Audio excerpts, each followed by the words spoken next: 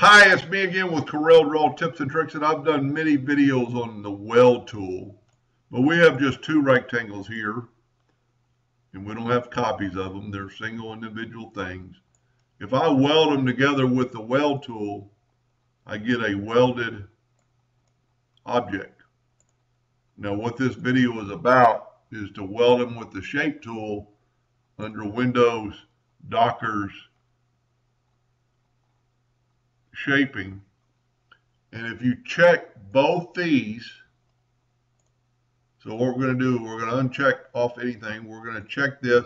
We want to weld this to this.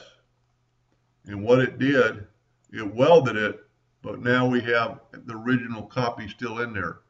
And that might be in a case where you might want to weld this now. So you have different shapes that you could play around with. So that's a shaping docker. Hope that helped a little bit. Thank you for watching.